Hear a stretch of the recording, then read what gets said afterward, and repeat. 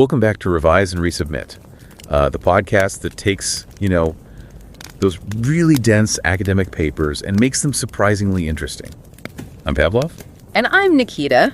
Ever imagine a kid, calculating change in a busy market faster than you can on your phone, but then struggles with a simple math problem at school?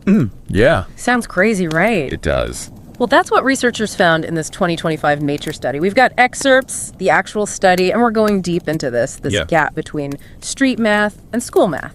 Yeah, it's fascinating. These researchers went undercover as customers in markets like the bustling markets of Kolkata and Delhi, and they were observing children, some as young as 16, handling these transactions. Oh, wow. With unbelievable speed and accuracy. It's like mental gymnastics almost. They describe in the study this kid calculating the price of 800 grams of potatoes at 20 rupees a kilo, adding on 1.4 kilos of onions at 15 rupees a kilo, and figuring out the change from a 200 rupee note, all in their heads. Yeah, it's amazing. I'd be like, oh, where's my calculator? Exactly. And, to make sure these kids weren't just memorizing prices, the researchers got clever. They tested them with weird quantities, unfamiliar goods. They threw in hypothetical scenarios. Oh, wow. Completely different items, prices. So, what happened? They still aced it, right? No problem. Really? Clearly, these kids, they get practical arithmetic. Yeah. But here's the thing. The contrast is amazing. When you compare their market math to their scores on those standardized school tests. Oh, interesting. So they used the AZAR test. Pretty common assessment tool in India. Okay. The findings. Surprising, to say the least. Wait. A lot of these kids, despite being amazing in the real world, struggled with written abstract problems. Division, subtraction, the stuff they teach in earlier grades. Yeah, so maybe it's just the written format that's messing them up. Right, you'd think that. Yeah. But even when they presented the problems orally, the kids still had trouble. There's a real disconnect, it seems, between their intuitive math in the market and the formal abstract math in school. Yeah, it's two different worlds almost. Exactly. So to figure this out, the researchers... They did something interesting. Okay. They studied school kids, grades 8 and 9. No market experience. Okay, so the opposite. Yeah, and as you'd expect.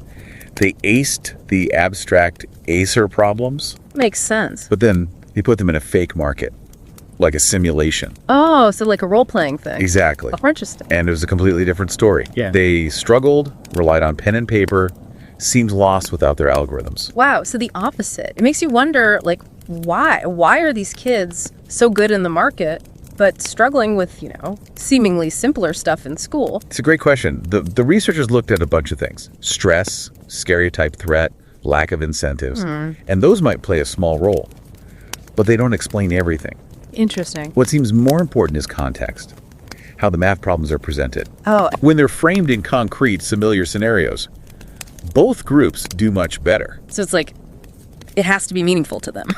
Exactly. That makes sense. It makes you think about the limits of rote learning and how important it is to really understand the math. Yeah, not just memorizing. And, it's really cool how these working kids approach the math in the market. They use rounding, decomposition, estimation, all stuff that uses the base 10 system, but they don't learn it in school. Yeah, they've developed these intuitive strategies through practice and having to adapt to the market. Yeah. It shows the power of learning by doing. Yeah, for sure. And how that could bridge this gap Yeah. between street math and school math. Now, before we get into solutions, I'm curious, from your perspective, what's the most striking thing about this research? Does it, challenge any of your ideas about learning, or maybe raise questions about how we teach math? Well, yeah, it definitely does. It really makes you think about how we teach, doesn't it? This one-size-fits-all idea. This research shows we need to recognize different ways of learning. These kids in the marketplace, they have this brilliance. We shouldn't ignore it. We should bring it into the classroom. Yeah, that makes sense. It's not about saying one is better, street smarts versus school smarts. It's about bringing them together. Exactly. Finding that synergy between intuition and, abstract thinking. This study has some really cool ideas, like using those market skills as a foundation for more formal math. So building on what they already know. Yeah.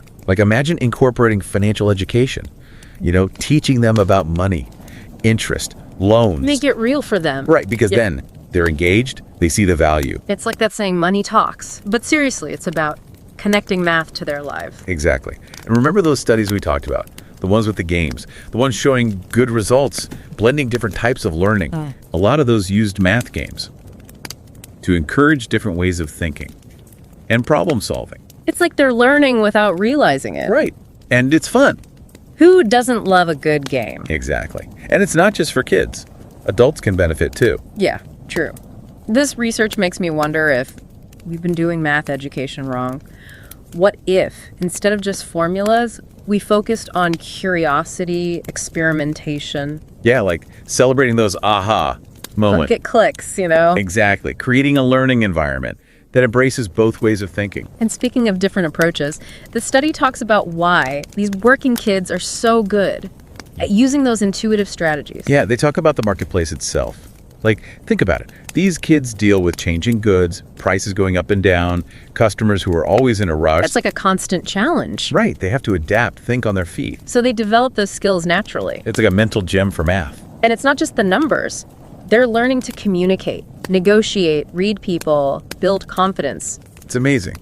Math and social skills all in one. And it shows us that we can put more of that into the classroom. Yes, exactly. Like imagine math class, where you're not just memorizing, but actually using it to solve real problems. That'd be awesome. This research is telling us to move away from rote memorization and towards something more dynamic, more engaging. It's about recognizing the potential in these working children. And if we can help them bridge that gap, imagine what they could achieve. Absolutely. So far, what stands out to you the most from this research?